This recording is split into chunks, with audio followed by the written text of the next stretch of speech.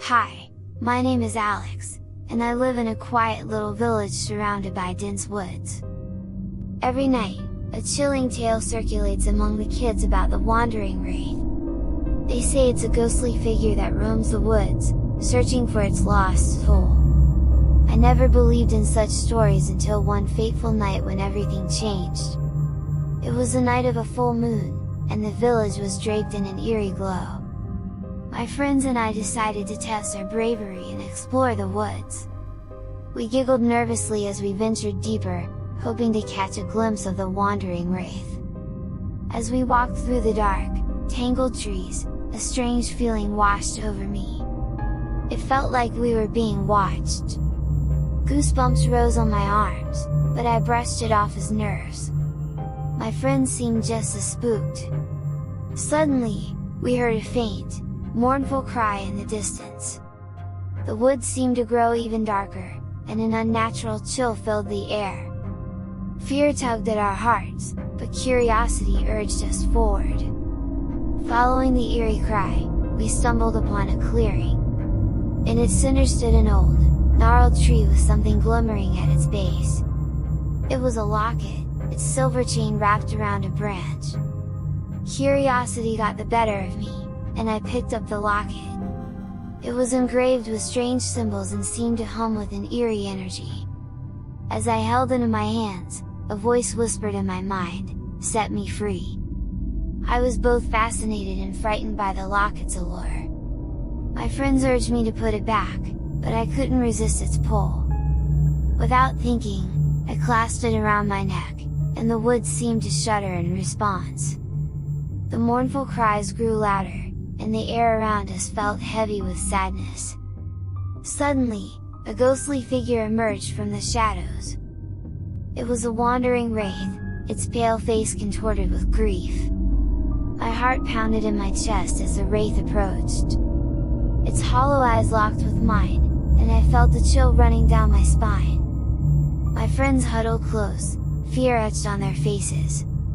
The Wraith reached out, its hand almost touching me, when something unexpected happened. The locket around my neck glowed brightly, and the Wraith recoiled as if in pain. "Please! Help me!" the Wraith whispered, its voice filled with sorrow. I didn't know what to do, but the locket seemed to guide me. I reached out my hand, and the Wraith hesitantly took it. Its touch was cold and icy, but I felt a sense of compassion for this lost soul. The locket glowed even brighter, and the Wraith began to fade away. But before it disappeared completely, it looked at me with gratitude and mouthed a silent thank you. As the Wraith vanished into the night, my friends and I were left in awe of what had just happened. The locket had somehow calmed the tormented spirit. I couldn't believe that I had just encountered a real ghost. Over the next few days, I couldn't shake the strange encounter from my mind. The locket became a constant companion, and I noticed it had the power to protect me from spirits and other supernatural beings. One evening, as I explored the woods alone, I stumbled upon an old, abandoned cabin. Curiosity led me inside, where I discovered an ancient book hidden among dusty shelves. The book contained spells and enchantments, and it mentioned the locket. It was called the Locket of Souls, a powerful artifact that could harness the energy of lost spirits. It could bind them to the locket, granting them peace. With newfound knowledge, I realized that the locket was more than just a piece of jewelry. It was a magical artifact with the ability to help wandering spirits find peace. Over the weeks that followed, I encountered several spirits in the woods. Each time, I used the locket to ease their pain and guide them to the afterlife. The village soon noticed the change in the woods. The tales of the Wandering Wraith were replaced with stories of a kind-hearted child who helped lost spirits find peace. As time passed, I became known as the Soul Guardian, and my reputation spread beyond the village. People sought my help to deal with spirits in haunted places. One day, a distraught family approached me, seeking help with a haunted mansion that had been in their family for generations. They explained that they were tormented by the spirit of a vengeful man who had once lived there. With determination, I agreed to help.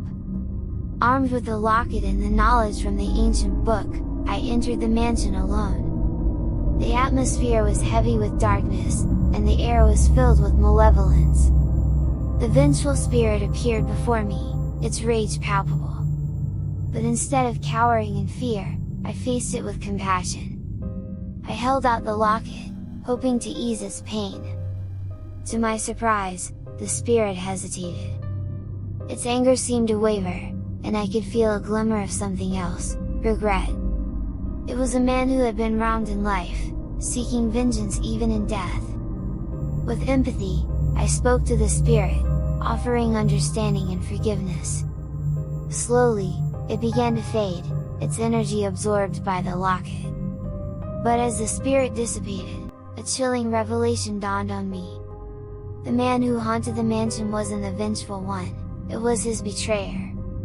The locket revealed the truth, and I saw the real villain who had orchestrated the man's downfall. He had deceived everyone and stolen his fortune, leading to his tragic end. With newfound purpose, I vowed,